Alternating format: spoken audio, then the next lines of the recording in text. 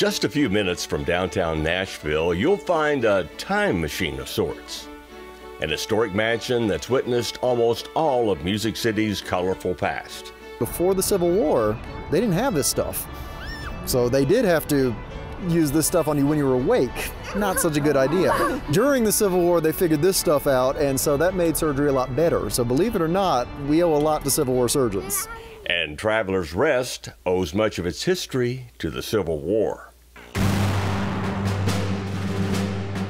John Overton II, or Colonel John Overton as many call him, he was the owner of the house in 1861 when the war started. Several newspapers list John Overton Jr. as the wealthiest man in the state of Tennessee. He was reported to be worth about $5 million in 1860, which made him very much a target when the Union Army took Nashville, and so in April of 1862, he fled south. Now he did return in December of 1864, and at that point in time, this house became the headquarters for General John Bell Hood, the commander of the Confederate Army of Tennessee. Hood came here on December 2nd, 1864. He got here literally 2 days after the bloody battle at Franklin, Tennessee, and he was facing an even bigger battle to come at Nashville 2 weeks later. So for that 2-week period, this house served as his command post outside the city, and it was kind of a bizarre social whirl, I've often said, that was taking place here while the armies were shaping up for that battle. One of the strangest stories in the house's history involves a wedding reception.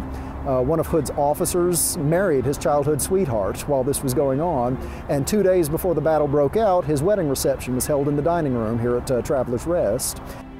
The battle itself, for the most part, didn't touch the house. It was hit by a shell during the battle itself, but some very heavy fighting took place on the Overton farm. Today, the location is now the corner of I-65 and Harding Place. That spot was known as Peach Orchard Hill at the time, and on the second day of the battle, some of the bloodiest fighting of the Battle of Nashville took place there. It was also significant for being one of the largest engagements involving the United States colored troops, as they called them, the African-American soldiers that were fighting at Nashville. Now, the way we're looking at it, the battlefield may be gone in many respects, but as long as the words and the stories are there, you can still capture something of what happened in Nashville during the battle. Less about troop movements and armies and more about what soldiers and civilians experienced.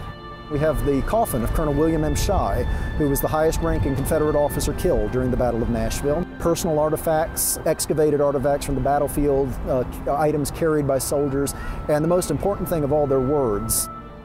History is stories, it's people's experiences. I've often told them it's the greatest action movie you've ever seen in your life. And it's a way to approach your past by saying, how did they do it? Now how would I do the same thing? You know? It's the stories of those who came before, and someday that your story will be part of that as well. So there's always something to be learned from history, and to me it's the most fascinating playground I could possibly have.